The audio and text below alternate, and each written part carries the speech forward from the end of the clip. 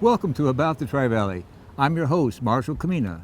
Today, I'm at St. Michael Church in Livermore, the largest and most culturally diverse Catholic parish in the Tri-Valley. The new church is celebrating 100 years, and here to tell us more about the history and art of stained glass windows is distinguished art historian, Dr. Barbara Mitchell. Barbara, thank you for joining us today. Well, thank you so much for inviting me, yes. Please tell us about the church. Okay, fine. Our previous St. Michael Church, which burned in 1916, was down this direction on the other side of the railroad track on Old First Street. And it caught fire during a summer when there was a lot of dry embers that were reaching the roof. And it was a redwood church, so it was very easy to burn. So when they lost that church and decided to build a new church here, they wanted to have a very fireproof building. So as you can see, there's concrete and there's tile roofs, and it was much safer for the people inside. Well, it certainly lasted 100 years, didn't it? Yes, it certainly did. So, well, let's go inside. All right, wonderful. Let's do that.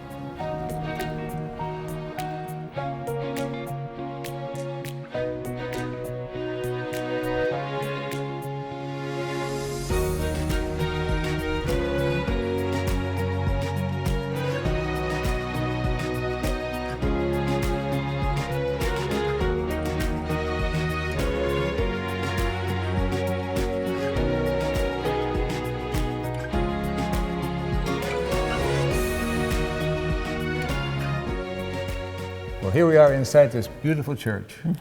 Yeah. Could you take a few moments and explain some general comments about stained glass windows? Okay, fine. Yeah, this is a really wonderful example of Renaissance-style stained glass windows. We have 22 windows made for the 1918 church, and they're arranged in rows. There are 5 on each side in the clerestory, the upper windows. Those are the largest windows. And then there are smaller windows along the side. There are 2 that light the altar area. There's a few others besides in the church. And they are beautifully made, I think, in terms of wanting to fill the entire space of the window with beautiful things to look at. Beautiful colors, beautiful shapes. Each one of them has an architectural setting, and the colors that are chosen for each window are unique to the window. They help people to understand the uniqueness of the saint that's represented, saint or angel, I should say. You told me something rather interesting, that you had actually seen one of the old documents with regard to what might be called an invoice for the 22 windows, and it had a figure on it. Yes, that's right. The only document we could find for this church was a handwritten sheet of paper, which is now in the archives in Oakland, and they list the cost of various elements in the church. $2,200 was the total cost of all the windows. $2,200 for 22 windows. Yeah. Boy, somebody was doing a lot of work. Yeah, I should say, yeah, that a dollar was worth a lot more then than it is now. Well, let's take a look at some specific windows. Okay, fine, let's do that. Which would you choose? Let's look behind us at the first window is a young man, St. Aloysius Gonzaga, who died in Rome in 1591 of the plague. He was a member of the Jesuit order. He was not yet ordained as a priest, but he is wearing clerical garments. And he actually is the heir of a very important family. The Gonzaga family in northern Italy was extremely powerful, and his parents expected him to take charge of the family because he was the eldest son. He refused to. He wanted to become a priest, and they were very unhappy about that. So this is a very famous family. Yes. They had high expectations for him, and he wanted to become a priest. Yeah. So during the time that he was a Jesuit apprentice, he was doing missionary work with people and eventually died of the plague, the people he was trying to help. So he's being remembered in that window. The family that that are represented there are the Robert Livermore and Teresa Livermore family. This is Robert Livermore Jr., the son of the original Robert Livermore. And they are remembered in this because their family wanted to make sure that their inheritance was secure in the church. So, but by that time, when they did so, we've been around. We, as a community, have been around for a while. Yes. And the Robert Livermore Ranch and so on was still underway. Yeah, and Robert Livermore Jr. actually inherited property on the north side of Livermore from his father, and his wife, Teresa Bernal Livermore, inherited a land from her parents who had a Spanish or Mexican land grant and had land in Pleasanton and Centennial. So they were both very big landowners and farmers. What else was going on in the valley at that time? Well, we were just beginning to get settlers in, and many of the windows that you're going to see in the rest of this church were dedicated to people who were early pioneers in this valley. So of course Robert Livermore, coming from England, was one of them. The next window we'll see there's a family from Sonora, Mexico that moved up here in Spanish times. And so there are many, many Irish families. There's Italian, there's even a Norwegian window dedicated. So there are so many different people who were here in those early days. That is so interesting. Oh, good. Yeah, Let's take a break. We'll be back in just a few moments.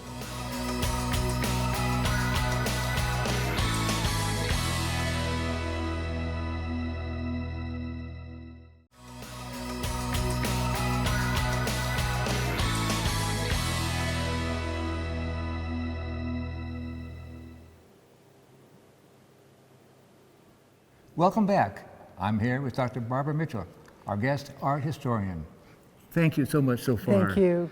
Thank you I so understand that the window about which you might wish to speak next is one of your favorites. Yes, it is. It is. It's the window that depicts Saint Margaret Mary Alacoque, and she was a 17th century French nun and a mystic. She had visions of Jesus at a number of times during her life, and she's holding a heart of Jesus in this window, and it says IHS, the Sacred Heart of Jesus. And this is the beginning of one of the big devotions that has taken place in the Catholic Church to the Sacred Heart of Jesus, because it shows the great love that Jesus had for humanity, but it's also a sign of the torture that he experienced, the crown of thorns that went over his head. Yes. When I was a young child and saw IHS, I asked my grandmother what that meant, and she said, "I have suffered."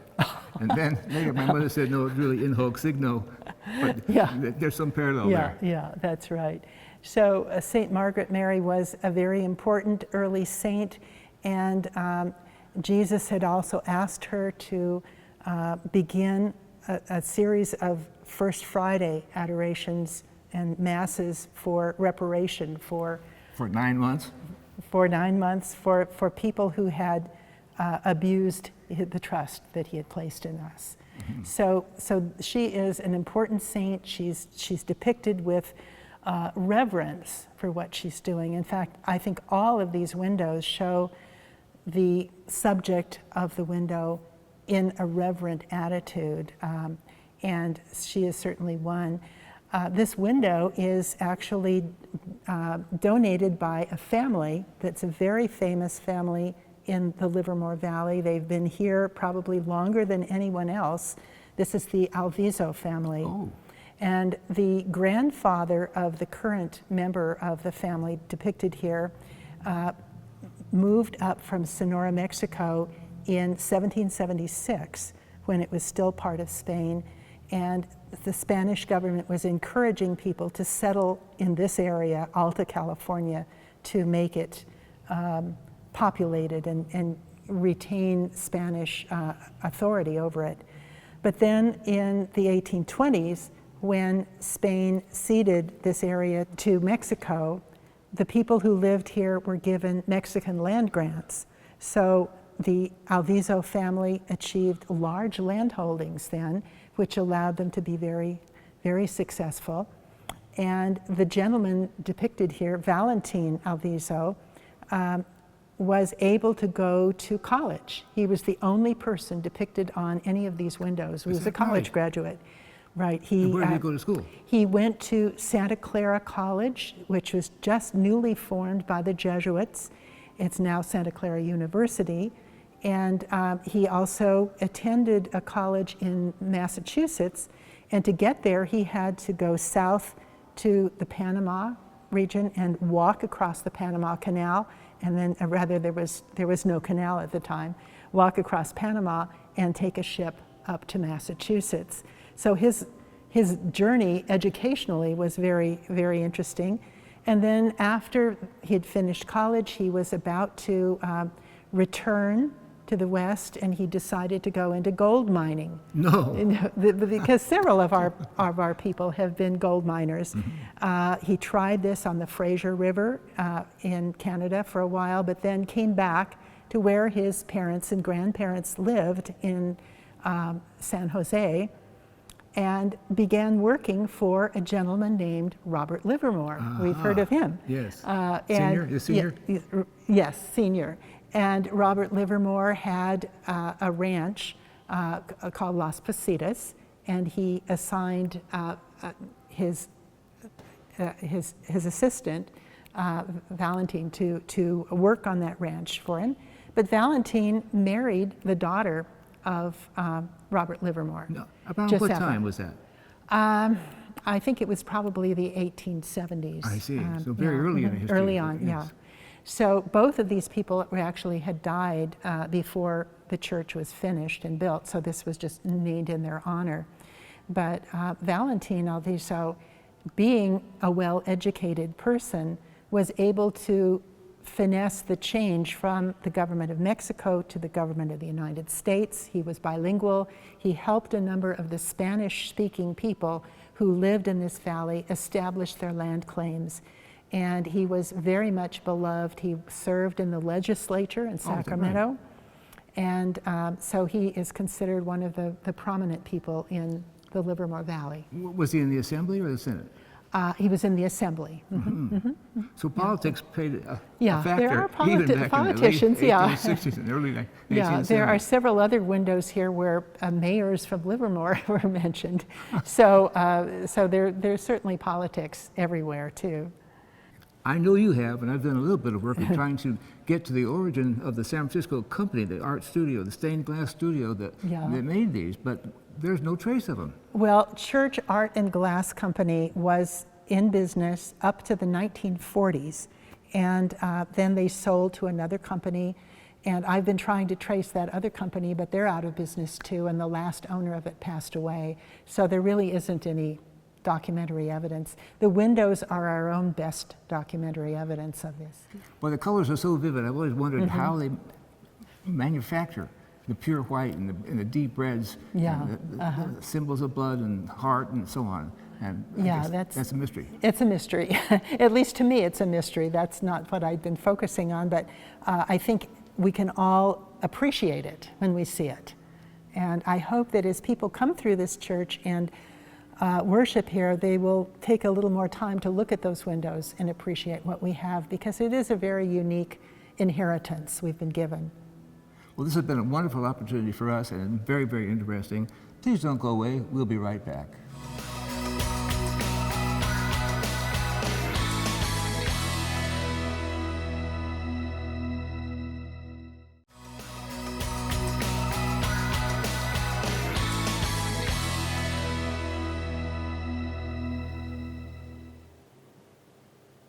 We're back. We're at St. Michael's Church. We're with our expert, art historian, Dr. Barbara Mitchell. Thank you so much for all the information so far. Thank you, Jack. I was wondering if you could just take a moment and explain to us about the detail that's in some of this art, stained glass windows, and maybe how some of the colors were applied rather than being homogeneous through the Okay, fine. Yeah, as you can see, these windows are extremely detailed, and it's because although there is leaded glass of different colors applied, then these are painted, and so we get a lot of detail. For instance, in the Robert Livermore window that we just saw, you can see all of the detail in the garment that the saint is wearing that you would not be able to in earlier stained glass. Medieval stained glass would not have allowed that level of detail. So it's like a combination of stained glass and painting, and it makes for a very beautiful technique, I think, that fits very well in a church of this style, because this is a Spanish Renaissance style church. So the windows fit very beautifully in it. And these have been here in 100 years now. Yeah. And so no discernible evidence of them fading. So the technique must really hold up. Well, let's hope. Let's hope it continues, yes. Let's hear more about one of your other favorites. Okay, another favorite is a window dedicated to Saint Joseph. It's one of the upper level windows, and Saint Joseph is shown holding the Christ child as a baby, and he is holding also a bunch of white lilies, and Catholics seem to be aware of this, perhaps others wouldn't be, but lilies are a symbol of purity, of sexual purity. So this is a sign that Joseph was not the natural father of Jesus, he was the foster father. And he's shown as a relatively young man. He has dark hair and a nice dark beard. He's not the elderly gentleman that we sometimes see in earlier art, because in the 16th century, the Council of Trent decided that since Scripture did not say what age St. Joseph was, he should be depicted about the right age to be married, around 30 years, around they said. 30, yes. And the reading that I've done and things you've counseled me on, you mentioned that they actually had rules back in those days as to what is the eligible age. Yeah, so St. Joseph and Mary then would be considered a kind of ideal couple. The young people getting married should use both of them as role models. Yeah, no longer of high school age. No longer. And the colors in the St. Joseph window are really beautiful too, and the predominant one is a bright kind of orange in his garment and a green in the background. So each of these windows has a completely different color scheme. And this one is dedicated to an Irish family. A number of windows in the church are, but this is the first one we've seen, and this is dedicated to James Concannon, the founder of the Concannon winery family. He has quite a history. Yeah, he does, right. And he came to the United States as a young man from the Aran Islands off the coast of, west coast of Ireland. Well, I always thought he came directly over here, but it was quite a circuitous route. Well, he had a relative give him money when he was 18 years old to get to Boston. So he got to Boston. He did not even speak English at that time because he spoke Gaelic, which was the native Irish language, and he'd never been to school because Irish Catholics were not eligible to go to school. So he came here with virtually no intellectual skills, but he got a job as a low-level person working in a hotel in New England, and then went to night school for 4 years. On his own? On his own, and he learned English, and he learned a number of things that were very useful for him later in his life. And by the end of that 4 years in night school, he had risen to become the manager of the hotel. And he was able to write a letter back to Ireland and have his bride, Ellen Rowe, come join him. So they were married in Augusta, Maine, and then moved to San Francisco, where they established their family. But then as the family grew, the Concannons decided that the environment of San Francisco wasn't really desirable for their children, and he asked the Archbishop of San Francisco, Archbishop Alemany, where he would recommend, and the Archbishop said, try Livermore. Try Livermore. That, Archbishop it would be Alemany. Yes. They obviously named a street after him. Yes, yes. So He was encouraged to come to Livermore. He was encouraged to start a winery because the church needed liturgical wine, Yes. and this would be a way of producing it. So that was a wonderful beginning for the family.